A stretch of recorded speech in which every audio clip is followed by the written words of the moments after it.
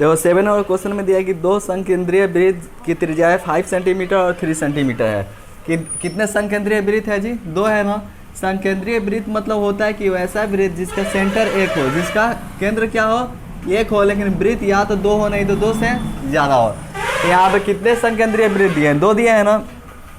उनकी त्रिज्या है, एक का त्रिज्या है 5 सेंटीमीटर, दूसरे का है 3 सेंटीमीटर।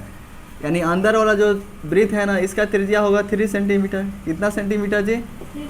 मान लेते हैं इसका केंद्र O है, और जो बाहर वाला वृत्त है उसका केंद्र कितना दिया है, और सॉरी त्रिज्या कितना दिया है? 5 सेंटीमीटर। तो इसके त्रिज्या को मान लेते हैं 5 सेंटीमीटर। क्लियर है इतना?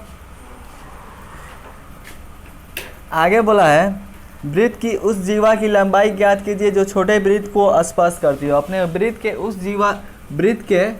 उस जीवा का लंबाई ज्ञात करना है जो छोटे वृत्त को स्पर्श करती है। तो जाहिर सी बात है ये बाहर वाला जो वृत्त है बड़ा वाला, इसी पर से ना कोई एक जीवा जाएगा जो छोटे वृत्त को क्या करेगी? स्पर्श करेगी। और कोई अगर स्पर्श करेगी तो जो स्पर्श रेखा कहलाएगी। जब छोटे वृत्त को वह जीवा क्या करेगी? स्पर्श करेगी, तो स्पर्श रेखा कहलाएगी ना। और स्पर्श रेखा वृत्त को कितने बिंदु पर स्पर्श करती है? एक बिंदु पर। तो मान लेते हैं ये बड़ा जो वृत्त है, बड़ा वृत्त का मान लेते हैं यह भी एक क्या है? जीवा है। ये भी क्या है जी? जीवा है। जीवा मतलब वृत्त के जो 2 पॉइंट को आपस में जोड़ता है वो क्या कहलाता है? जीवा कहलाता है। और जो जीवा है ये ए बी, या छोटे वृत्त को क्या कर रही है? स्पर्श कर रही है ना। तो मान लेते हैं बिंदु पी पर क्या कर रही है? स्पर्श कर रही है। तो अपने को क्या करना है? उस जीवा का लंबाई ज्ञात करना है जो छोटे वृत्त को स्पर्श करती है। यानी क्या करना है? ए बी का लंबाई निकालना है। ए बी ही ना जीवा है, ए बी ही वो जीवा है जो छोटे वृत्त को स्पर्श करती है। बात क्लियर है? क्लियर है? कोई दिक्कत? यानी ए बी बताना है तुमको, ए बी है क्या। तो देखो ओ ए क्या है? बड़े वृत्त की त्रिज्या है जिसकी त्रिज्या 5 सेंटीमीटर है ना। अगर ओ को बी से भी मिला देंगे तो ओ बी भी क्या होगा जी? त्रिज्या होगा ना। और वृत्त की त्रिज्या आपस में क्या होती है? बराबर होती है। तो अगर ओ ए 5 सेंटीमीटर है तो जाहिर से बात है ओ बी भी कितना सेंटीमीटर होगा? 5 सेंटीमीटर।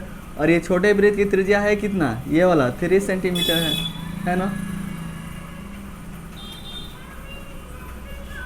और ये बात याद रखना, वृत्त के केंद्र से जीवा पर डाला गया अभिलंब क्या करता है? जीवा को समद्विभाजित करता है। अगर ओपी किस पे परपेंडिकुलर है? एबी पे परपेंडिकुलर है ना।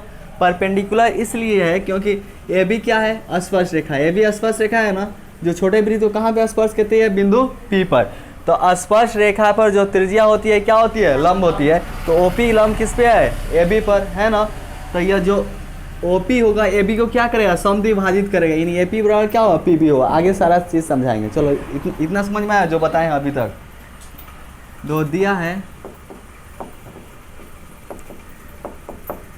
क्या दिया है जी? बताओ इसमें। केंद्र ओ वाले दो संकेंद्रीय, केंद्र ओ वाले दो संकेंद्रीय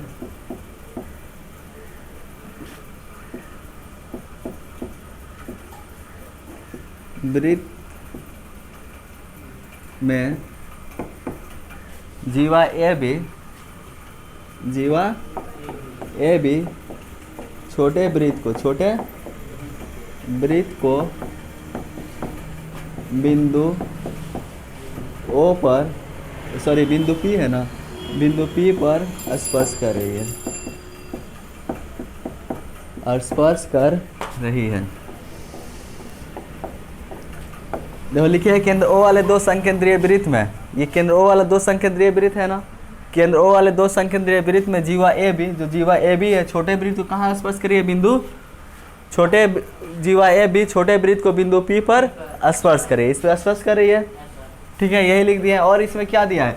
छोटे वृत्त की त्रिज्या दिया है ओपी बराबर 3 सेंटीमीटर, बड़े वृत्त की त्रिज्या दिया है ओए बराबर कितना? 5 सेंटीमीटर, तथा लिख देते हैं ओए बराबर ओपी बराबर कितना है जी?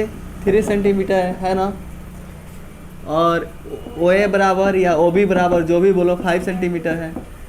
या मन गया था लिख देना छोटे वृत्त की त्रिज्या 3 सेंटीमीटर तथा बड़े वृत्त की त्रिज्या 5 सेंटीमीटर। कोई दिक्कत है? अपने को क्या बताना है? ये ए बी कितना है, यही ना बताना है। तो यहाँ पे लिख देते हैं ज्ञात करना है।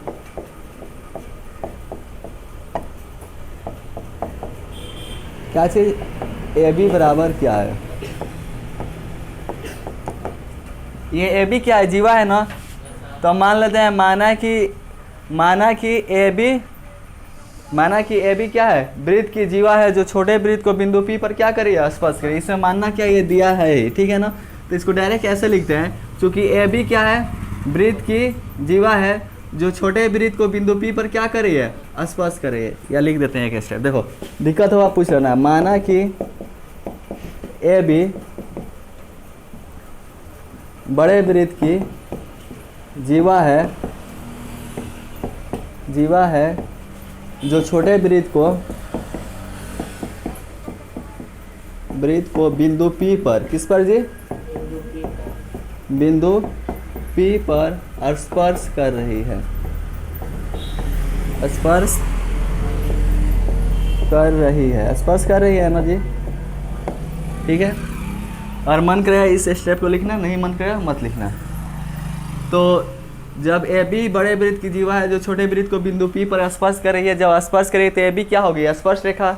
ओ पी यहाँ क्या है, त्रिज्या है छोटे वृत्त का, है ना। यहाँ पे लिखेंगे चूंकि ए बी क्या है जी, स्पर्श रेखा है, तथा ओ पी त्रिज्या है, तो जो स्पर्श रेखा पर ए बी स्पर्श रेखा है, ओ पी त्रिज्या है, तो स्पर्श रेखा पर त्रिज्या क्या होती है, लंब होती है। देयरफॉर लिख सकते हैं ओ पी लंब होगा ए बी पर, यानी O P perpendicular A B. अर्थात इसका मतलब ये हो गया कि देखो कि कोण ओ पी ए बराबर कितना, 90 डिग्री। कोण ओ पी ए बराबर 90 डिग्री। और इधर वाला त्रिभुज लेते हैं, त्रिभुज ओ पी ए, ये भी एक त्रिभुज है, ये भी एक त्रिभुज है ना। तो त्रिभुज ओ पी ए, तो ये कैसा त्रिभुज बन गया, समकोण त्रिभुज ना। तो लिख सकते हैं समकोण त्रिभुज ओ पी ए में, समकोण त्रिभुज ओ पी ए में, समकोण त्रिभुज ओ पी ए में कोण P कितना है, 90 डिग्री। 90 के सामने वाले को क्या बोलते हैं, हाइपोटेनस। तो हाइपोटेनस स्क्वायर इक्वल टू होता है perpendicular square plus base square, यानी O A square equal to हो जाए O P square plus A P square. कोई दिक्कत है, O A square equal to हो जाएगा तुम्हारा O P square plus A P square. और मन करेगा तो इधर लिख देना पाइथागोरस परिमेय से ब्रैकेट में, ठीक है। देखो ओ ए, क्या ओ ए का वैल्यू दिया है ना 5, तो ए स्क्वायर है, तो ए का पास 5, ओ ए स्क्वायर है 5 का स्क्वायर। ओ पी का वैल्यू दिया है 3 सेंटीमीटर, तो ओ पी के पास 3, ओ पी स्क्वायर है 3 का square plus A P square है, ए पी स्क्वायर 5 का स्क्वायर 25, 3 का square 9 plus A P square है, ए पी स्क्वायर 25 है, 25 प्लस 9 इधर आएगा -9 equal to A P square. इसको प्लट के लिख सकते हैं, A P square equal to 25 में से 9 सब्ट्रैक्ट करें 16। स्क्वायर दूसरे साइड जाता है तो प्लस माइनस रूट होगा, लेकिन प्लस माइनस इसलिए नहीं लिखेंगे क्योंकि ए पी निकालें और ये निगेटिव हो ही नहीं सकता। 16 का स्क्वायर रूट 4, 16 को 4 इंटू 4 लिख सकते हैं ना। और रूट के अंदर 2 4 रहेगा तो एक 4 बाहर आ जाएगा, यानी ए पी इक्वल टू कितना आ गया 4 सेंटीमीटर।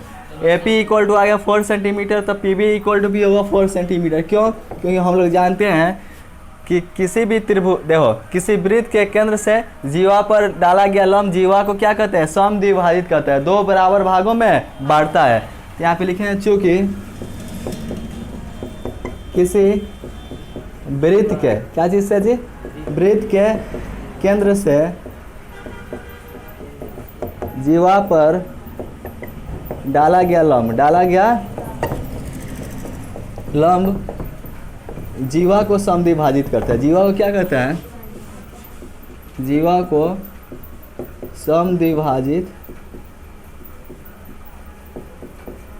करता है। जब जीवा को समद्विभाजित करेगा, समद्विभाजित मतलब 2 बराबर भाग में, तो ए पी बराबर क्या हो जाएगा, P B. Therefore A P equal to क्या होगा जी, पी बी होगा। अपने को बताना क्या है, ए बी का लंबाई बताना है, ए बी का लंबाई बताना है ना। तो ए बी इक्वल टू हम लोग क्या लिख सकते हैं, A P plus P B लिख सकते हैं। ए पी और पी बी दोनों को ऐड करेंगे, इसको और इसको ऐड करेंगे तो ए बी के इक्वल आ जाएगा। क्लियर है, देखो ए पी है तो ए पी रहने देते हैं, पी बी किसके इक्वल है, ए पी के। जहाँ पे ए पी है वहाँ पे पी बी है, और जहाँ पे पी बी है वहाँ पे ए पी लिख सकते हैं। तो पी बी के पास ए पी, ए बी है, ए पी का वैल्यू कितना है 4 प्लस ए पी का value 4, A B equal to 4 कितना आ गया 8 सेंटीमीटर। ये तो अगर लॉन्ग क्वेश्चन देगा सॉल्व करने के लिए तो ऐसे सॉल्व करना है, लेकिन यही ऑब्जेक्टिव में दे देगा तो क्या करना है तुमको मालूम है ना कि ओ पी ए समकोण त्रिभुज बनेगा, क्योंकि ए बी क्या है स्पर्श रेखा है, ओ पी त्रिज्या है, तो ये समकोण त्रिभुज होगा। तो समकोण त्रिभुज में ए पी का वैल्यू ऐसे निकाल लेंगे, इतना दूर में ये ए पी का वैल्यू यहाँ पे आ जाएगा ना, बस इतना सॉल्व करेंगे ए पी का वैल्यू निकाल लेंगे, कोई दिक्कत। और ये मालूम ही है कि केंद्र से डाला गया लंब जीवा को क्या करता है, समद्विभाजित करता है। ए पी इक्वल टू क्या होगा पी बी, और ए पी 4 सेंटीमीटर आ गया तो पी बी भी कितना होगा 4, तो 4 प्लस 4 लिख देंगे, कोई दिक्कत। 4 कितना आ गया 8 सेंटीमीटर, तो डायरेक्ट अब देख लेना जो ऑप्शन 8 सेंटीमीटर जिस ऑप्शन में दिया होगा वो राइट होगा, ठीक है।